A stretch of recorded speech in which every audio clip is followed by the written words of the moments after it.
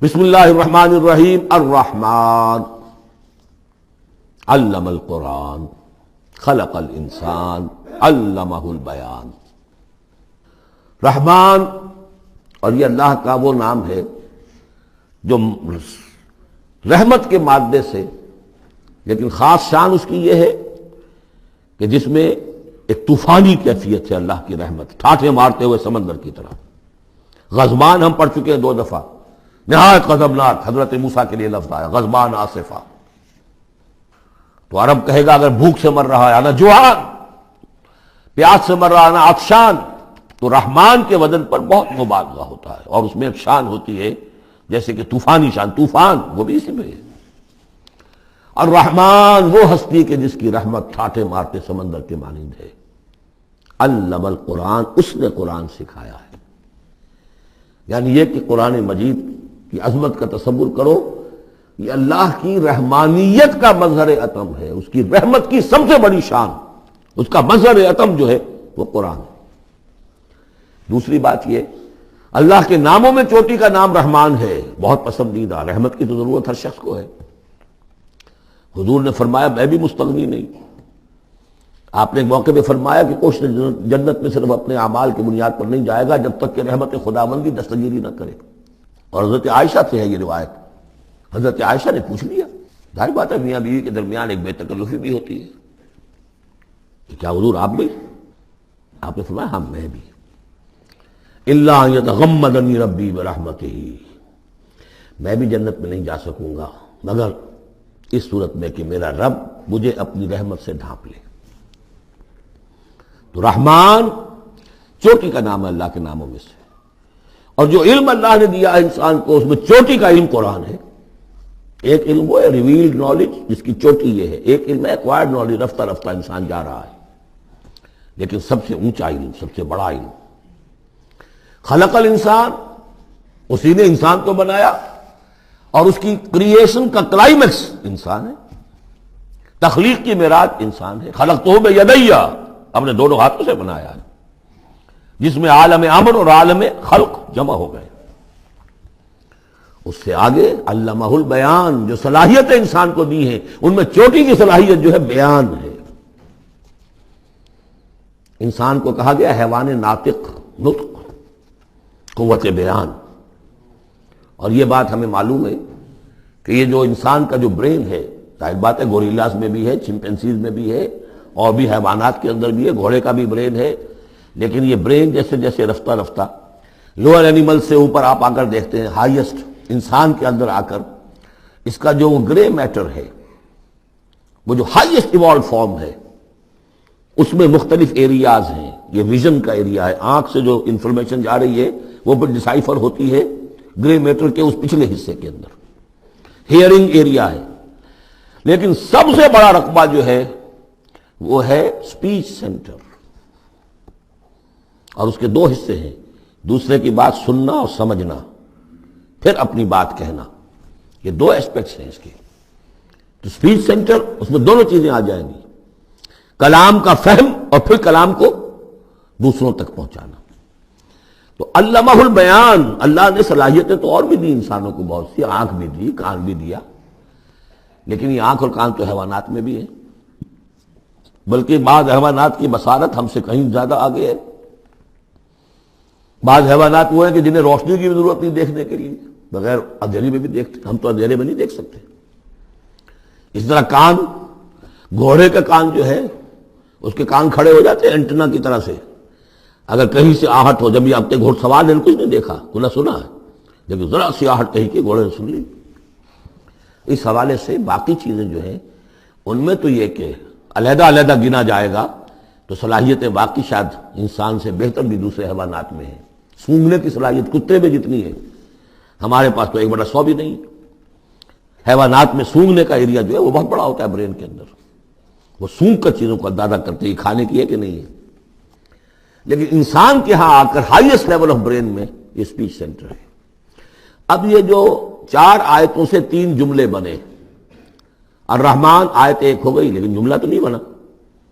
الرحمن مبتدا ہے، علم القرآن خبر ہے، جملہ اب بنا، تو جملے 3 ہوئے، الرحمن علم القرآن خلق الانسان علمہ البیان۔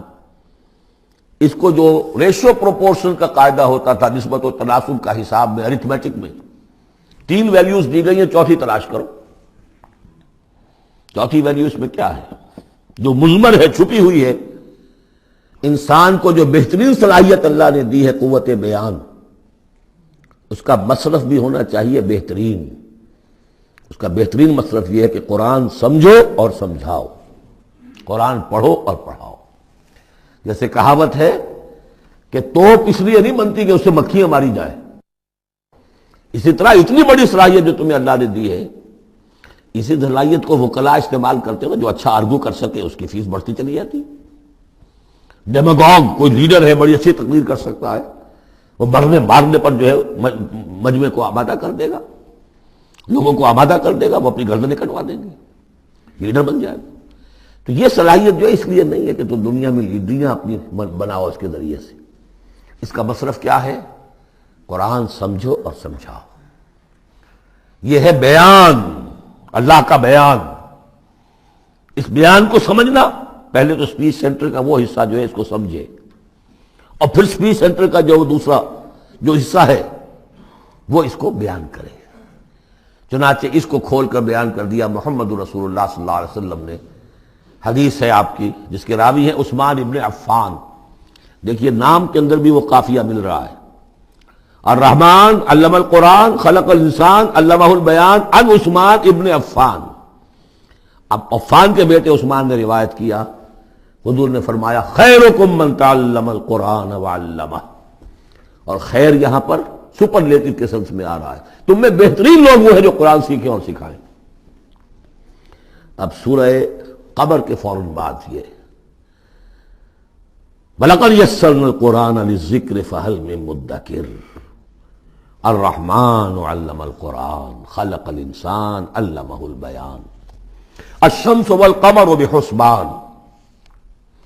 یہ سورج اور چاند سب ایک حساب کے ساتھ ہیں، ان کی گردش حساب کے ساتھ ہے، اسی حساب سے دن بن رہے ہیں، راتیں بن رہی ہیں، ہفتے اور سال اور مہینے بن رہے ہیں۔ والنجم والشجر یسجدان، نجم جو ہے تو ستارے، سورج اور چاند کے مناسبت سے تو اس کے لیے ستارے کی مفہوم ہے، لیکن نجم جو عربی زبان میں جھاڑیوں کو بھی کہتے ہیں جو زمین میں ہوتی ہیں، کیونکہ یہ ستارے بھی زمین میں اتنے نظر آتے ہیں جیسے کہ جھاڑیاں ہوں۔ والنجم والشجر یسجدان، شجر کے حوالے سے ترجمہ کرتے ہیں تو وہ جھاڑیاں، یہ بھی سجدہ کرتے ہیں، اللہ کے سامنے سربسجود ہوتے ہیں، ان کے سائے جیسا کہ کئی دفعہ آ چکا ہے۔ والسماء رفعها ووضع الميزان، اور آسمان کو اس نے بلند کیا اور اس میں رکھے ترازو۔ یہاں اس سے مراد وہ ترازو نہیں ہے جو کہ تولتی ہے دنیا کے اندر، اس میں بیلنس ہے، کاسمک بیلنس۔ آسمان اور زمین کے اندر، آسمان میں جتنے اجرام سماویہ ہیں، ان کو جو چیز تھامے ہوئے ہے، قائم رکھے ہوئے ہے، وہ ایک بیلنس ہے۔ جو کشش ثقل ہے، ان کی مختلف، یہ سب ایک دوسرے کو کھینچ رہے ہیں، اور ادھر ادھر سے دونوں طرف سے جو کھینچ ہے وہ ہر کرے کو اپنی جگہ پر رکھے ہوئے ہیں۔ یہ بیلنس جب ذرا سا گڑبڑ ہوگا اور یہ کرے آپس میں ٹکرا جائیں گے، فاصلے ہی کہیں تو ہوتا ہے conversely proportional to the distance, لہذا وہ جو گریویٹیشنل فورس ہے، اگر ایک طرف سے ذرا فاصلہ کم ہو گیا اس کا مطلب دوسری طرف بڑھ گیا، تلپٹ ہو جائے گا۔ تو یہ کاسمک بیلنس ہے۔ وَالسَّمَاءَ رَفَعَهَا وَوَضَعَ الْمِيزَانَ أَلَّا تَطْغَوْا فِي الْمِيزَانِ، دیکھو اس میزان میں، اس توازن میں، یہ جو بیلنس ہے یہاں کا، اس میں کوئی کمی بیشی نہ کرو، بد زیادتی کرو۔ وَأَقِيمُوا الْوَزْنَ بِالْقِسْطِ وَلَا تُخْسِرُوا الْمِيزَانَ، اور قائم رکھو وزن کو قسط کے ساتھ، عدل کے ساتھ، اور اس کے اندر کہیں کوئی کمی نہ کرو، نہ تطغوا نہ تخسروا، نہ کمی نہ زیادتی۔ کہیں فاصلہ بڑھ جائے گا تب بھی خرابی، کہیں فاصلہ کم ہو جائے گا تب بھی خرابی۔ وَالْأَرْضَ وَضَعَهَا لِلْأَنَامِ، الفاظ کی مناسبت سے بعض لوگوں نے سمجھا کہ ترازو ہی مراد ہے، تو ٹھیک ہے، اس میں کوئی حرج نہیں ہے اگر مراد لی جائے، لیکن ترتیب دیکھیے جس طرح یہ آ رہا ہے الشمس والقمر بحسبان۔ اب اس کے حوالے سے یہ گویا کہ کاسموس کی بات ہو رہی ہے، اس کاسموس کی بات کے بعد نیچے اتر کے وَالْأَرْضَ وَضَعَهَا لِلْأَنَامِ، تدریجاً نیچے آ رہے ہیں، اور زمین کو ہم نے بنا دیا، رکھ دیا لوگوں کے لیے، پست کر دیا، ان کے قدموں میں بچھا دیا اپنی مخلوقات کے لیے۔ اور مخلوقات میں انسان بھی ہیں، جنات بھی ہیں۔ فیہا فاکہۃ، اس میں میوے ہیں، والنخل، اور کھجوریں ہیں، ذات الاکمام، جن پر کے غلاف چڑھے ہوتے ہیں، والحب ذو العصف، اور اناج ہے جس کے ساتھ بھس بھی ہوتا ہے، والریحان، اس کے دو ترجمے ہیں، ایک تو یہ کہ اور خوشبودار پھول بھی ہیں، یا یہ کہ اور دوسری غذائیں بھی ہیں۔ فَبِأَيِّ آلَاءِ رَبِّكُمَا تُكَذِّبَانِ، عام طور پر جو ترجمہ ہے اس میں آلہ کا ترجمہ کیا گیا ہے نعمتیں، لیکن اصل میں یہاں نعمت، قدرت، ان دونوں کو جمع کیجیے۔ کہیں وہ نعمت کا تذکرہ ہے، کہیں اللہ کی قدرت کا ذکر ہے، اس کی قدرت کی نشانیاں ہیں۔ فَبِأَيِّ آلَاءِ رَبِّكُمَا تُكَذِّبَانِ، تو تم اپنے رب کی کون کون سی نعمتوں اور قدرتوں کا انکار کرو گے۔ تکذبان صیغہ ہے تثنیہ کا، دونوں سے خطاب ہو رہا ہے، انسانوں سے اور جنوں سے، اور یہ بات آگے چل کر واضح ہو جائے گی۔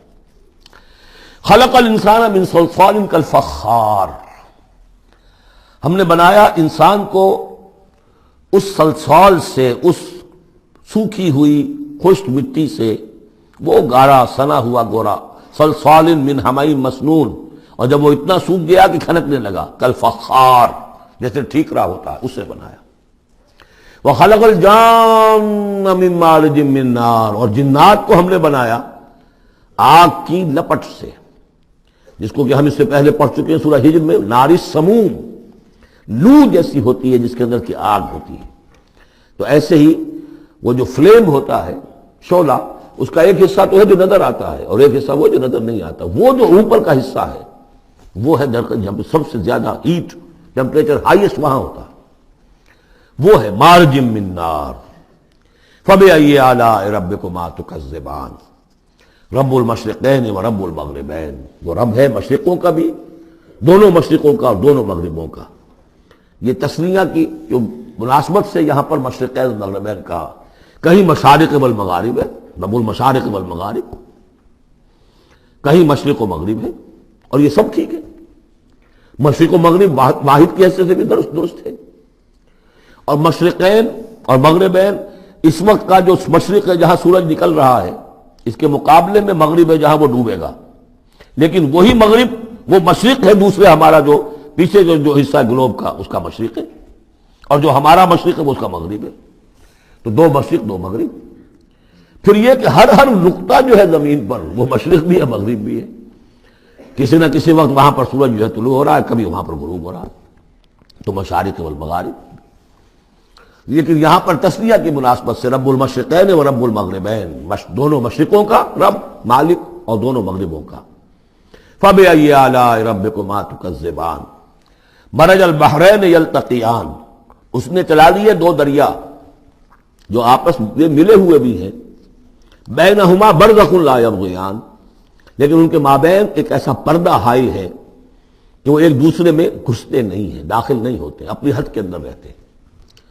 یہ ہے گرم روئیں چلتی ہیں ٹھنڈے پانی کے سمندر میں، یا جیسے کہ کابل پر نظر آتا ہے دو دریا چل رہے ہیں، دریائے سندھ کا پانی علیحدہ نظر آ رہا ہے اور دریائے کابل کا علیحدہ نظر آ رہا ہے، اور یہ اٹک پر نظر آتا ہے، اور کافی دور تک پھر یہ علیحدہ علیحدہ چلتے نظر آتے ہیں۔ فَبِأَيِّ آلَاءِ رَبِّكُمَا تُكَذِّبَانِ يَخْرُجُ مِنْهُمَا اللُّؤْلُؤُ وَالْمَرْجَانُ، اور ان دونوں سے نکلتے ہیں موتی بھی اور مونگے بھی۔ فَبِأَيِّ آلَاءِ رَبِّكُمَا تُكَذِّبَانِ وَلَهُ الْجَوَارِ الْمُنشَآتُ فِي الْبَحْرِ كَالْأَعْلَامِ، اور اس کے لیے ہی ہیں، اللہ ہی کی ملکیت ہے وہ پہاڑ جیسے جہاز، جوار المنشآت، پھر جو اونچے کھڑے رہتے ہیں اور سمندر میں ایسے ہوتے ہیں جیسے پہاڑ۔ پچھلے زمانے میں بھی تو اگرچہ بادبانی ہوتے تھے، لیکن جب بادبان کھل جاتے تھے تو بڑی اونچی جو ہے بادبان ہوتے تھے ان کے، پہاڑ کی طرح، پہاڑی ہیں چھوٹی چھوٹی، اور آج جو کچھ چلتے ہیں بڑے بڑے جہاز، ان کو جو دیکھیں تو واقعی تو وہ پہاڑ ہوتے ہیں سمندر میں۔ فَبِأَيِّ آلَاءِ رَبِّكُمَا تُكَذِّبَانِ كُلُّ مَنْ عَلَيْهَا فَانٍ، اب یہ جو یہاں آئی ہیں اب تک آیات، اللہ کی صنائی، اللہ کی قدرت نوٹ کریں گے جب ہم سورہ واقعہ پڑھیں گے۔ پہلے آیا ذکر قرآن، اس کی عظمت، اور اس کا جو ایک مضمر ہے چیز کہ انسان کو اس قرآن کی عظمت اور فضیلت کو سمجھ کر، اگر اللہ نے وہ جو شعر علامہ اقبال کا، اگر یک قطرہ خون داری، اگر مشتے پرے داری، بیا با من تو آ موزم طریق شاہ بازی را، اگر تمہارے جسم میں کوئی قطرہ خون ہے اور کوئی مٹھی بھر پر بھی تمہیں دے رکھے ہیں، اے چڑیا اے بیا، آؤ کہ میں تمہیں شاہ بازی کے طریقے سکھاؤں۔ اسی طریقے سے اگر تمہیں بولنے کی صلاحیت دی ہے اللہ نے تو اس کا مصرف کیا ہے؟ خیرکم من تعلم القرآن وعلمہ۔ سمجھنے کی صلاحیت دی ہے، قرآن سمجھو۔ بیان کرنے کی صلاحیت دی ہے، بیان کرو قرآن کو۔ پھر یہ کہ اللہ تعالیٰ کی تخلیقی قوت، اس کا تذکرہ ہوا۔ وہاں آپ دیکھیں گے یہ بالکل الٹی یہی ترتیب ہوگی، آخر میں قرآن مجید کی عظمت، اس سے پہلے اللہ کی تخلیقی عظمت، اللہ کے یہی جو آلہ ہے۔ اس کے بعد اب پہلے جہنم والوں کا تذکرہ یہاں ہو رہا ہے، وہاں بعد میں ہوگا۔ فرمایا کل من علیہا فان، جو بھی ہے اس زمین پر جو بھی مخلوقات ہیں سب فنا ہونے والی ہے۔ وَيَبْقَى وَجْهُ رَبِّكَ ذُو الْجَلَالِ وَالْإِكْرَامِ، باقی تو رہے گا صرف تیرے رب کا منہ، تیرے رب کا چہرہ، جو بہت بزرگی والا ہے اور بہت عظمت والا ہے۔ اب یہ کہ اللہ کا چہرہ ہم کیا اس کو نہیں سمجھ سکتے، آیات متشابہات میں سے ہوگا۔ جو اس کا مفہوم سمجھیں گے وہ یہ ہے اللہ کی ذات باقی، باقی سب چیز اللہ تعالیٰ کے سوا سب فانی، پوٹینشلی سب فانی ہے، اپنے طور پر سب، کسی کا وجود جو ہے اپنے بل پر قائم نہیں ہے۔ اللہ جب تک قائم رکھے تو در حقیقت وہ خود اپنے بل پر قائم نہیں ہے، وہ تو اللہ تعالیٰ نے ان کو قائم رکھا ہوا ہے۔ کل من علیہا فان، اللہ باقی من کل فان، اللہ ہی باقی ہے، باقی تمام فانی ہے۔ وَيَبْقَى وَجْهُ رَبِّكَ ذُو الْجَلَالِ وَالْإِكْرَامِ فَبِأَيِّ آلَاءِ رَبِّكُمَا تُكَذِّبَانِ يَسْأَلُهُ مَنْ فِي السَّمَاوَاتِ وَالْأَرْضِ، جو بھی ہے آسمان اور زمین میں وہ سب اس کے در کے سوالی ہیں، اسی سے مانگ رہے ہیں۔ وجود بھی ملا ہے اسی سے، حیات کسی کے پاس ہے دی ہوئی ہے اسی کی، کوئی صلاحیت ہے تو دی ہوئی ہے اسی کی، کوئی ذہانت ہے تو دی ہوئی ہے اسی کی، روز کا رزق جو آ رہا ہے اسی کا عطا کرنا، ہر ایک سائل ہے۔ واللہ هو الغنی وانتم الفقراء، تم سب کے سب محتاج ہو، تمہارا وجود مستعار، تمہاری حیات مستعار، تمہیں علم جو دیا اس نے دیا جتنا دیا۔ فلا یحیطون بشیء من علمہ الا بما شاء، تو تمہاری کیفیت یہ ہے۔ یسألہ من فی السماوات والارض، اسی سے مانگتا ہے جو بھی ہے آسمانوں میں اور زمین میں۔ کل یوم ہوا فی شان، وہ ہر دن ایک شغل میں ہے، اس کی ایک مصروفیت ہے۔ یا میرے نزدیک اشارہ ہے اسی بات کی طرف، یدبر الامر من السماء الى الارض ثم یعرج الیہ فی یوم کان مقدارہ الف سنۃ مما تعدون۔ تدبیر امر ہے، ایک دن کی تدبیر وہ کرتا ہے، کیا کچھ اگرچہ وہ ایک دن اس کا 1000 سال کا ہے، اس میں کیا کیا ہونا ہے، کس طرح سے ہونا ہے، پھر وہ احکام کی تنفیذ ہوتی ہے، پھر اس کی رپورٹ ہے، اس کو واپس جاتی ہے۔ تو کل یوم ہوا فی شان، وہ کوئی ایک یوں سمجھیے کہ کوئی اسٹیٹک کوئی حقیقت نہیں ہے، خود اس کی مصروفیات، کل یوم ہوا فی شان، نئی شان کے ساتھ اس کا ظہور ہوتا ہے۔ کل یوم ہوا فی شان فبأی آلاء ربکما تکذبان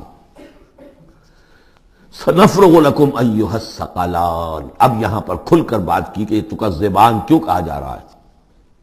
ہم جلد ہی فارغ ہو جائیں گے تمہارے لیے، اے دو بھاری قافلوں، اے انسانوں کا قافلہ اور اے جنات کے قافلے۔ ابھی جو ہے اس کائنات کو ہم نے چلایا ہوا ہے، ابھی مہلتیں ہم نے دے رکھی ہیں، وقت مقرر کیا ہوا ہے، اجل مسمى ہے اس کائنات کی بھی اور ہر قوم کی بھی۔ لکل امت اجل، ہر امت کے لیے بھی ایک اجل ہے، ہر ایک فرد کی اجل ہے، وہ سب ہے، لیکن عنقریب ہم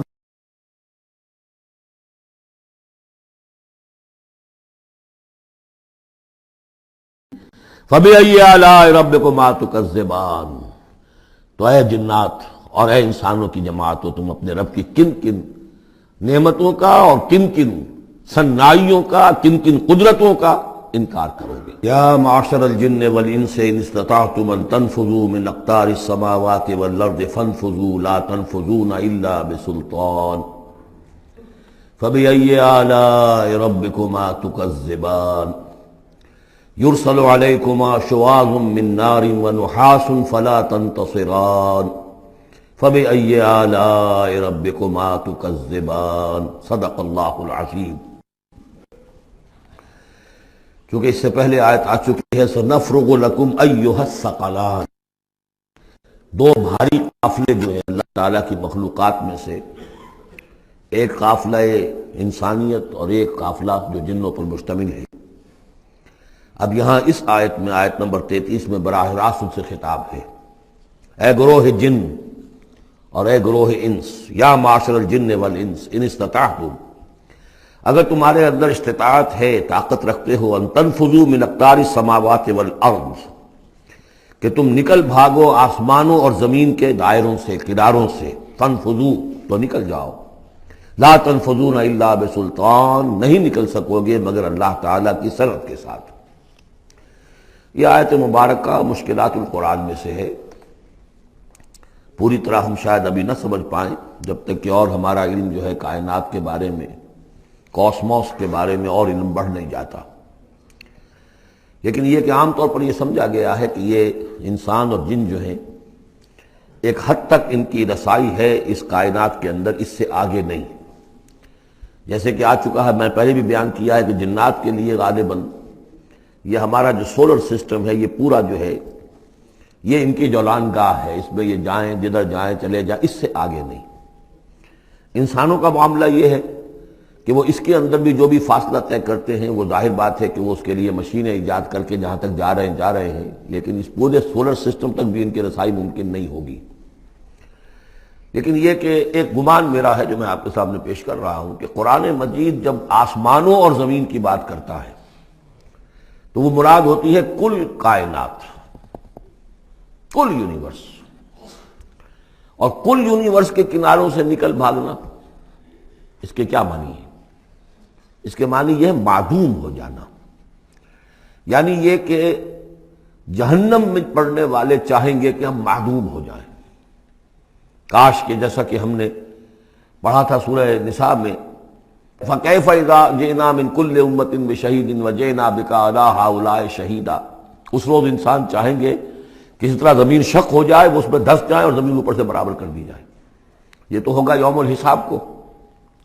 لیکن سوال یہ ہے کہ من اقطار السماوات والارض، تمام آسمانوں اور زمین کے کناروں سے نکل بھاگنا، معدوم ہونا، یہ بھی بس میں نہیں ہے۔ اللہ کے اذن سے ہی ہم بنے ہیں، ہمیں وجود عطا ہوا ہے، اور اللہ ہی کا اختیار ہے جو ہمیں معدوم کر سکتا ہے۔ ہم لاکھ چاہیں کہ معدوم ہو جائیں، معدوم نہیں ہو سکتے، یہ بھی ہمارے اختیار سے باہر ہے۔ اذن رب ہی ہو تو ہم معدوم ہوں بغیر اذن رب۔ یہاں پر ویسے جو الا بسلطان، اللہ کا حکم، اللہ کی مرضی، اللہ کی سند، اس طرح کی کوئی بات ہے، اگرچہ عام طور پر بات وہ سمجھی گئی ہے جو پہلے میں نے بتایا، میرا گمان یہ ہے واللہ اعلم۔ بہرحال مشکلات القرآن میں سے ہے۔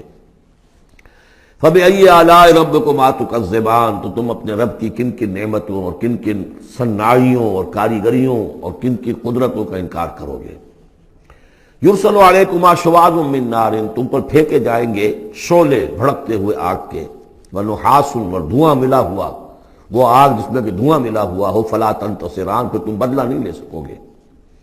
فَبِأَيِّ آلَاءِ رَبِّكُمَا تُكَذِّبَانِ فَإِذَا انشَقَّتِ السَّمَاءُ، جب آسمان پھٹ جائے گا، فَكَانَتْ وَرْدَةً كَالدِّهَانِ، تو ایسے ہو جائے گا گلابی رنگ کا جیسے کہ تیل کی تلچھٹ ہوتی ہے۔ جب تیل کو صاف کیا جاتا ہے تو اس کے نیچے جو تلچھٹ رہ جاتی گلابی رنگ کی۔ فَبِأَيِّ آلَاءِ رَبِّكُمَا تُكَذِّبَانِ فَيَوْمَئِذٍ لَا يُسْأَلُ عَنْ ذَنبِهِ إِنسٌ وَلَا جَانٌ، تو اس روز کوئی پوچھنے کی ضرورت نہیں ہوگی ان کے گناہوں کے بارے میں، نہ انسانوں سے نہ جنوں سے۔ اللہ تعالیٰ پوچھے گا، حساب کتاب بھی ہوگا، لیکن یہ کہ اپنی جگہ پر ہر ایک کے چہرے پر لکھا ہوگا اس کا انجام۔ بل الانسان علی نفسہ بصیرہ، چنانچہ کئی جگہ قرآن مجید میں نقشہ کھینچا گیا ہے، میدان قیامت میں جب لوگ کھڑے ہوں گے، کچھ لوگوں کے چہرے تر و تازہ ہوں گے، کچھ لوگوں کے اوپر مردنی چھائی ہوئی ہوگی۔ جس کی مثال بہترین ہوتی ہے ہائی سکولز کے اندر، ہر سال جب ڈکلیئر کرتے ہیں امتحان، سالانہ امتحان کا نتیجہ، تو جب کھڑے ہوتے ہیں طالب علم سننے کے لیے، تو بعض لوگوں کے چہروں کے اوپر لکھا ہوتا ہے کہ یہ فیل ہونے، اس لیے کہ انہیں معلوم ہے لکھ کر کے آئے تھے ہم، اور بعض کے چہرے تر و تازہ ہوتے ہیں، انہیں اگر فکر ہوتی ہے تو اس کی کہ میں فرسٹ آتا ہوں یا نہیں آتا، بس اس کی تشویش ہو سکتی ہے، لیکن یہ کہ انہیں کوئی اندیشہ یہ نہیں ہوتا کہ وہ فیل ہو جائیں گے۔ تو فَيَوْمَئِذٍ لَا يُسْأَلُ عَنْ ذَنبِهِ انس ولا جان، اس دن پوچھا جانا ضروری نہیں ہوگا کسی سے بھی، نہ جن سے نہ ان سے، ان کے گناہ کے بارے میں۔ فَبِأَيِّ آلَاءِ رَبِّكُمَا تُكَذِّبَانِ يُعْرَفُ الْمُجْرِمُونَ بِسِيمَاهُمْ، پہچان لیے جائیں گے مجرم اپنے چہروں سے، چہرے ان کے اترے ہوئے ہوں گے، انہیں تو معلوم ہوگا۔ یعرف المجرمون بسیماہم فیؤخذ بالنواصی والاقدام، پھر ان کو پکڑا جائے گا ان کی پیشانی کے بالوں سے اور پاؤں سے، یعنی ہر ایک کو کوئی فرشتہ جو ہے وہ ادھر سے اس کی پیشانی کے بال پکڑے گا اور ادھر سے اس کی ٹانگیں پکڑ کر ٹاس کرے گا اسے۔ فَبِأَيِّ آلَاءِ رَبِّكُمَا تُكَذِّبَانِ هَٰذِهِ جَهَنَّمُ الَّتِي يُكَذِّبُ بِهَا الْمُجْرِمُونَ، جب پھینکا جائے گا اسے جہنم، یہ ہے وہ جہنم کہ جس کو جھٹلاتے رہے تھے وہ لوگ کہ جو جھٹلانے والے تھے۔ هَٰذِهِ جَهَنَّمُ الَّتِي يُكَذِّبُ بِهَا الْمُجْرِمُونَ، جسے مجرم گناہگار جھٹلاتے رہے۔ یطوفون بینہا و بین حمیم آن، اب وہ چکر لگاتے رہیں گے، اس آگ سے نکلیں گے، پانی پینا چاہیں گے تو وہ پانی کھولتا ہوگا، حمیم آن، کھولتے پانی کے اور اس آگ کے درمیان۔ فَبِأَيِّ آلَاءِ رَبِّكُمَا تُكَذِّبَانِ، اب یہ تو اہل جہنم کا انجام ہے جو یہاں بیان ہو گیا۔ یہاں جنتیوں کے انجام سے پہلے ان کا بیان ہے، سورہ واقعہ میں پہلے جنتیوں کا بیان آئے گا اور پھر اہل جہنم کا بیان آئے گا، ترتیب عکسی۔ وَلِمَنْ خَافَ مَقَامَ رَبِّهِ جَنَّتَانِ، اور جو بھی اپنے رب کے حضور میں کھڑے ہونے سے ڈرتا رہا، لرزا اور ترسا رہا، اس کے لیے دو جنتیں ہیں۔ یہ دو جنتیں کیوں کہی گئی؟ اس کے لیے جو توجیہ میری سمجھ میں آئی ہے اس میں مجھے خاصا اطمینان ہے، انشراح ہے کہ جنتیں جو جنوں کے لیے ہوں گی وہ علیحدہ جنت ہے، انسانوں کے لیے علیحدہ ہے۔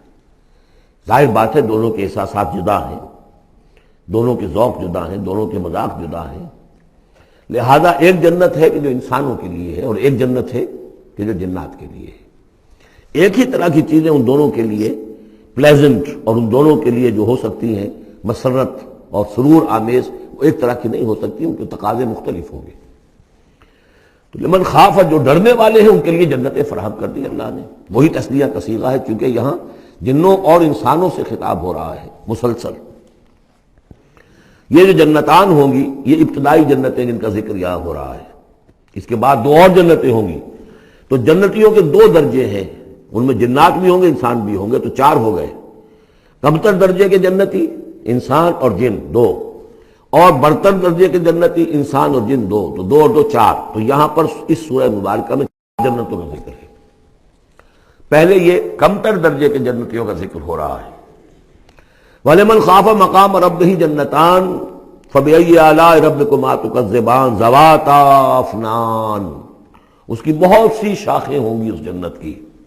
فَبِأَيِّ آلَاءِ رَبِّكُمَا تُكَذِّبَانِ فِيهِمَا عَيْنَانِ تَجْرِيَانِ، ان دونوں میں چشمے ہیں۔ اب عینان، ایک ایک جنت میں ایک ایک چشمہ ہے جو بہہ رہا ہے۔ فَبِأَيِّ آلَاءِ رَبِّكُمَا تُكَذِّبَانِ، اپنے رب کی کون کون سی نعمتوں کو جھٹلاؤ گے۔ فِيهِمَا مِن كُلِّ فَاكِهَةٍ زَوْجَانِ، اور ان دونوں میں ہر طرح کے جو میوے ہیں ان کی دو دو قسمیں ہیں، جوڑے۔ فَبِأَيِّ آلَاءِ رَبِّكُمَا تُكَذِّبَانِ مُتَّكِئِينَ عَلَىٰ فُرُشٍ بَطَائِنُهَا مِن اسْتَبْرَقٍ وَجَنَى الْجَنَّتَيْنِ دَانٍ، اور وہ وہاں تکیہ لگائے ہوں گے، سہارا لگائے ہوں گے ایسے فرشوں پر کہ جن کے استر بنے ہوئے ہوں گے گاڑھے ریشم کے، استر ہوں گے گاڑھے ریشم کے، تو جو ان کا اصل جو اوپر کا حصہ ہوگا وہ کس شے کا ہوگا، گویا کہ وہ تمہارے تصور سے باہر ہے۔ وَجَنَى الْجَنَّتَيْنِ دَانٍ، اور دونوں جو باغ ہیں دونوں جنتوں کے، ان کے جو پھل ہیں میوے وہ جھک رہے ہوں گے، نیچے کو ہوں گے، تاکہ آرام سے جنتی جو ہے جو چاہے حاصل کر لے۔ فَبِأَيِّ آلَاءِ رَبِّكُمَا تُكَذِّبَانِ فِيهِنَّ قَاصِرَاتُ الطَّرْفِ، ان جنتوں میں ہوں گی وہ عورتیں کہ جن کے نگاہیں نیچے جھکی ہوئی ہوں گی۔ عورت کے اندر شرم اور حیا جو ہے اس کا خاص زیور ہے، یہ خود اس کے حسن کا ایک حصہ ہے۔ تو نگاہوں کا نیچا ہونا یہ اصل میں حیا اور شرم کی علامت ہے، نیچے نگاہ والی۔ لم یطمثن انس قبلہم ولا جان، ان کو چھوا نہیں ہوگا اس سے پہلے نہ کسی انسان نے نہ جن نے، ان سے پہلے۔ یعنی ظاہر بات ہے کہ جو جنوں کی جنت ہے اس میں ان کی مناسبت سے ان کے لیے بیویاں ہوں گی، اور جو مردوں کی انسانوں کی جنت ہے ان کے لیے ان کی مناسبت سے ہوں گی، اور وہ جو ہوں گی جو جنت جو جنات کی ہے ان میں جو بھی ان کے لیے ہوں گی ان کی بیویاں انہیں بھی کسی جن نے پہلے چھوا نہیں ہوگا، اور اسی طرح انسانوں کے لیے جو جنت ہوگی اس میں جو ان کو بیویاں دی جائیں گی ان کو کسی انسان نے پہلے نہیں چھوا ہوگا۔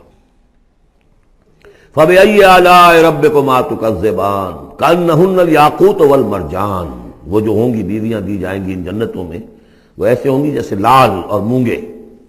فَبِأَيِّ آلَاءِ رَبِّكُمَا تُكَذِّبَانِ هَلْ جَزَاءُ الْإِحْسَانِ إِلَّا الْإِحْسَانُ، کیا احسان کا، بھلائی کا، نیکی کا بدلہ احسان اور بھلائی کے سوا بھی کچھ ہو سکتا ہے؟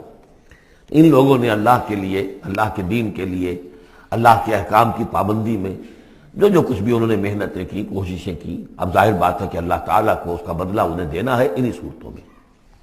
وَمِن دُونِهِمَا جَنَّتَانِ، اور ان سے پرے دو جنتیں اور ہیں۔ اب اس میں مفسرین کے مختلف اقوال ہیں، پہلی جنتیں کن کی ہیں، دوسری جنتیں کن کی ہیں، اس لیے کہ اس کے لیے دو الفاظ جو آئیں گے سورہ واقعہ میں آئیں گے کہ ایک اصحاب الیمین ہے اور ایک مقربون ہے، ایک وہ ہے جو آگے اللہ کے بہت ہی مقرب بارگاہ ہو جاتے ہیں، اولئک المقربون، اور ایک وہ ہے کہ جو داہنے والے ہیں اور ایک ہے شمال والے۔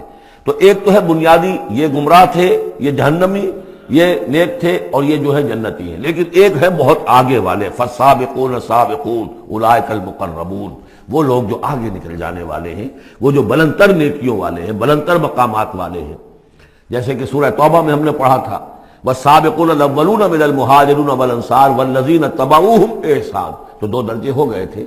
تو اس طرح یہاں پر جو میرے نزدیک پہلی جنتوں کا تذکرہ جو ہے وہ در حقیقت ہے جو کم تر جنتی ہیں، اصحاب الیمین، اور اب جو تذکرہ ہو رہا ہے وہ ہے جنت ان کی کہ جو مقربین بارگاہ ہیں، سابقین۔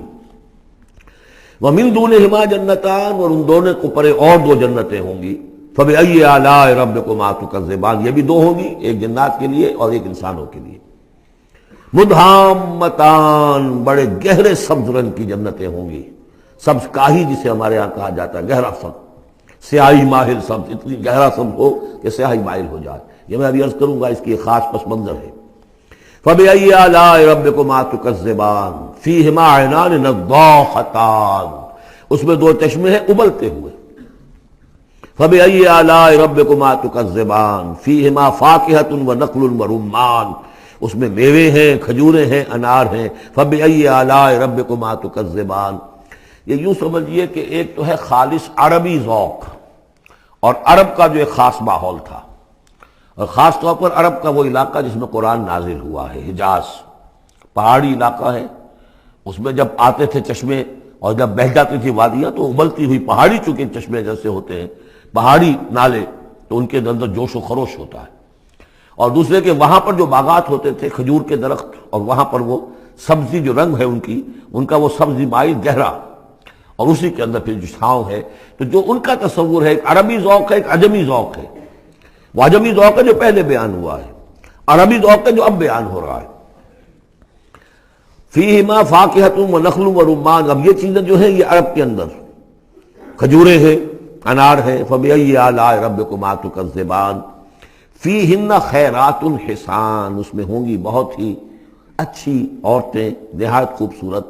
فبأی آلاء ربکما تکذبان حور مقصورات فی الخیام، اب یہاں حور کا لفظ آیا، پہلے میں نہیں آیا ہے، پہلے میں یہ تو آیا ہے فیہن قاصرات الطرف لم یطمثن انس قبلہم ولا جان، لیکن لفظ حور یہاں آیا ہے۔ اسی کو نوٹ کریں گے کہ سورہ واقعہ میں بھی ایک کے ساتھ حور کا لفظ آئے گا، دوسرے کے ساتھ نہیں۔ حور مقصورات فی الخیام، اب یہ بھی عرب پس منظر ہے، خیموں میں رہنے والے، وہ حوریں کہ جو خیموں میں رکی رہنے والی ہوں گی۔ ظاہر بات ہے کہ وہاں پر تو عام طور پر شہر بہت کم تھے، پورے عرب کے اندر، حجاز کے اندر بہت کم، جو عام طور پر جو آبادیاں تھیں وہ خیموں میں رکی رہنے والیاں۔ وَقَرْنَ فِي بُيُوتِكُنَّ وَلَا تَبَرَّجْنَ تَبَرُّجَ الْجَاهِلِيَّةِ الْأُولَىٰ، وہ شمع محفل نہیں بنتی بلکہ وہ چراغ خانہ بنتی ہیں۔ حور مقصورات فی الخیام فبأی آلاء ربکما تکذبان لم یطمثن انس قبلہم ولا جان، نہیں انہیں چھوا ہوگا ان سے پہلے نہ کسی انسان نے اور نہ کسی جن نے۔ یہ ان دونوں کے میرے نزدیک علیحدہ علیحدہ، جنات کی جو جنت ہے اس میں جو ان کے لیے عورتیں اور بیویاں فراہم کی جائیں گی انہیں کسی جن نے نہیں چھوا ہوگا ان سے پہلے، اور جو انسانوں کے لیے جنت ہوگی وہاں جو انہیں بیویاں دی جائیں گی اور حوریں دی جائیں گی انہیں کسی انسان نے نہیں چھوا ہوگا۔ فَبِأَيِّ آلَاءِ رَبِّكُمَا تُكَذِّبَانِ مُتَّكِئِينَ عَلَىٰ رَفْرَفٍ خُضْرٍ وَأَبْقَرِيٍّ حِسَانٍ، وہ تکیہ لگائے بیٹھے ہوئے ہوں گے سب مسندوں پر اور بڑے قیمتی نفیس بچھونوں پر۔ فَبِأَيِّ آلَاءِ رَبِّكُمَا تُكَذِّبَانِ تَبَارَكَ اسْمُ رَبِّكَ ذِي الْجَلَالِ وَالْإِكْرَامِ، بہت بابرکت ہے نام تیرے رب کا جو بہت ذی الجلال بڑائی والا ہے اور اکرام عظمت والا ہے۔